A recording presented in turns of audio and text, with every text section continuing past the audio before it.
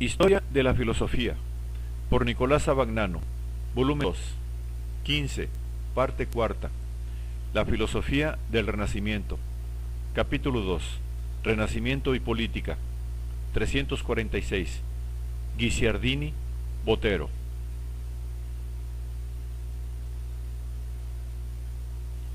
Los recuerdos políticos y civiles de Francisco Guicciardini, 1482-1540, ofrecen las máximas de una sabiduría mundana que tiene sus raíces en la actividad política y está orientada a iluminar y guiarla.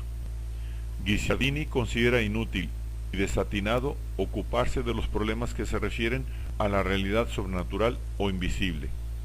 Los filósofos, teólogos, todos los demás que escriben sobre cosas naturales y que no se ven, dicen mil desatinos, porque en efecto los hombres están a oscuras de estas cosas, y estas disquisiciones han servido y sirven más para ejercitar el ingenio que para hallar la verdad. Por motivos análogos rechazan la astrología. Pensar que se pueda conocer el futuro es un sueño, y los astrólogos no adivinan más que un hombre cualquiera que juzgue por casualidad. El verdadero interés de Guicciardini va dirigido al hombre, y particularmente al hombre en sus relaciones sociales, en su actividad política. Al hombre hay que juzgarlo no en relación al trabajo que está realizando, sino respecto a cómo lo realiza. De hecho, no escoge la clase social en que nace o la hacienda y la suerte con que tiene que vivir, pero escoge su conducta en su clase o con sus recursos o ante su suerte, y por esta conducta debe ser juzgado. Pero por lo que respecta a su conducta, el hombre solo puede confiarse a la reflexión o a la experiencia. Sabed que quien gobierna arbitrariamente, al final tropieza con arbitrariedades.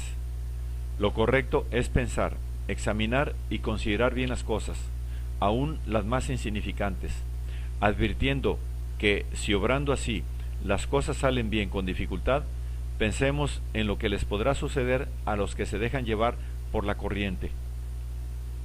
El dejarse llevar por la corriente equivale al dejarse gobernar por la suerte, de Maquiavelo.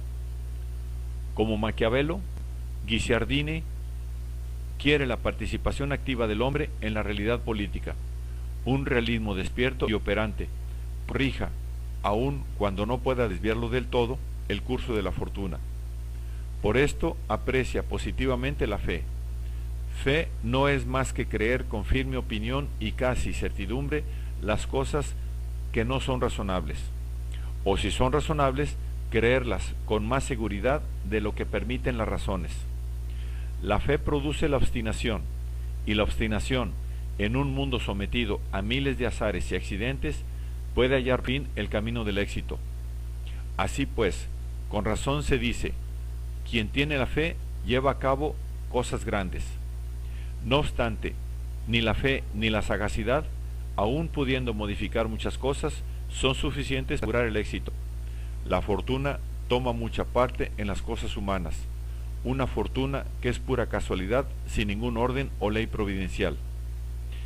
El orden providencial, si existe, es impenetrable para los hombres. No se diga, Dios ha ayudado a fulano porque era bueno, sutano ha acabado mal porque era malo, pues muy a menudo se ve lo contrario. Por eso tampoco hemos de decir que no existe la justicia de Dios, pues sus designios son tan profundos que merecidamente son llamados avisus multa. Aún con ello, es evidente que la máquina mundana, el orden natural de las cosas, estimula a los hombres a la actividad. Por ejemplo, si los hombres no piensan en la muerte, aunque sepan que han de morir, esto no sucede porque la muerte está lejana, cuando está muy cerca y siempre amenazando,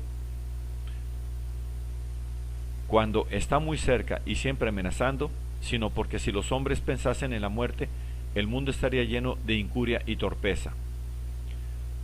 Por lo que respecta a la naturaleza mundana, por lo que respecta a la naturaleza humana, Guicciardini está sustancialmente de acuerdo con Maquiavelo. Los hombres están naturalmente inclinados al bien, Pero como su naturaleza es frágil y las ocasiones que los incitan al mal son infinitas, se alejan fácilmente por interés propio de la inclinación natural. El resultado es que hay más hombres malos que buenos, y por ello es buena máxima para el político no fiarse más que de los pocos que verdaderamente conoce, y mantener frente a los demás los ojos muy abiertos, aunque sin demostrarlo, para no aparecer desconfiado. Por eso el gobierno debe fundarse más en la severidad que en la dulzura, y el combinar y sazonar la una con la otra es el arte más alto y difícil del político. El político tiene que aparentar, pero también ser, porque la apariencia con el tiempo acaba quedando al descubierto. Haced cualquier cosa por parecer buenos, lo cual sirve para infinitas cosas, pero como las opiniones falsas no duran, os resultará difícil parecer por mucho tiempo buenos si en verdad no lo sois. Así, por la misma exigencia del éxito, se exige y justifica una constancia moral intrínseca de la acción política. La enseñanza política de Guicciardini no se diferencia del realismo de la de Maquiavelo, pero se diferencia por la ausencia de aquel fundamento histórico que alentaba la actividad y el pensamiento político de Maquiavelo. Maquiavelo considera el juicio político fundamentalmente conexo con el histórico. Guicciardini separa el juicio político del histórico y lo une a su interés particular, al éxito de su obra personal. Tres cosas, dice, deseo ver antes de mi muerte, pero dudo, aunque viviese mucho, ver alguna. Una, vivir en una república bien ordenada, en nuestra ciudad, ver a Italia liberada de todos los bárbaros y al mundo liberado de la tiranía de esos malvados curas. Pero esta aspiración es puramente retórica, porque su condición particular lo empuja a servir precisamente la causa que odia. El trato que he tenido con tantos pontífices me ha obligado a amar por interés particular su grandeza, y si no fuera por este respeto, habría amado a Martín Lutero como a mí mismo, no por librarme de las leyes emanadas de la religión cristiana en el modo que se la interpreta y entiende comúnmente, sino por ver reducida esta caterva de desalmados a los términos debidos, o sea, a vivir sin vicios o sin autoridad. La personalidad de Guicciardini presenta, pues, una decisión que es ajena a la de Maquiavelo. Guicciardini separa del afán político que considera mejor, es decir, del juicio histórico, su condición particular. Maquiavelo había unido las dos cosas, y en esto estriba su grandeza. La enseñanza política de Maquiavelo fue recogida a fines del siglo XVI por Juan Botero, nacido alrededor de 1533, muerto el 27 de junio de 1617. Autor de 10 libros sobre la razón de Estado, 1589. La misma noción de razón de Estado es herencia del maquiavelismo. La razón de Estado, dice Botero, comprende los medios aptos para fundar, conservar y ampliar un dominio. Con esto reconoce en el arte político una autonomía propia, una lógica propia, unas normas intrínsecas que constituyen una esfera independiente. Y este era precisamente el resultado fundamental de la obra de Maquiavelo. Pero la característica de Botero y su novedad frente al mismo Maquiavelo consiste en incluir entre las exigencias de la razón de Estado las mismas exigencias de la moral. Así, considera que es necesaria la excelencia de la virtud en el príncipe, porque el fundamento del Estado es la obediencia de los súbditos y ésta se consigue precisamente por la virtud del príncipe. Las virtudes pueden procurar la reputación y el amor. Entre las que producen el amor, la principal es la justicia, y entre las que procuran la reputación, la principal es la prudencia. La justicia tiene que ser garantizada por el príncipe, tanto en las propias relaciones con los súbditos como en las relaciones con los súbditos entre sí. La prudencia exige que el príncipe se deje guiar en sus deliberaciones exclusivamente por el interés. Y por eso no hay que fiarse de la amistad, ni de la afinidad, ni de la unión, ni de ningún otro vínculo en el que quien trate con él no tenga como base el interés. Preocupado como está por la conservación del Estado más que por su fundación y su ampliación, Botero prefiere los caminos cautos de la prudencia, condena las grandes ambiciones y los grandes proyectos, y desconfía de la astucia demasiado sutil. La diferencia entre la prudencia y la astucia estriba en la elección de los medios. La prudencia sigue lo honrado más que lo útil.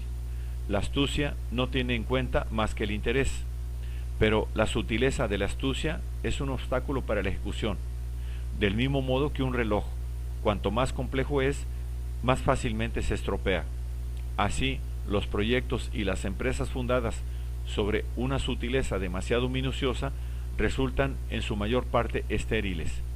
En cuanto a la religión, Botero, que vive en el clima de la contrarreforma, la considera como uno de los fundamentos del Estado y aconseja al príncipe que se rodee de un consejo de conciencia, constituido por doctores de teología y de derecho canónico, porque de lo contrario cargará su conciencia y hará cosas que luego habrá que deshacer si no quiere dañar su alma y la de sus sucesores. Un maquiavelismo temeroso de Dios, pues, en el que se encuentren alineados como medios de gobierno, preceptos de moral y de religión, y máximas de procedimientos tortuosos.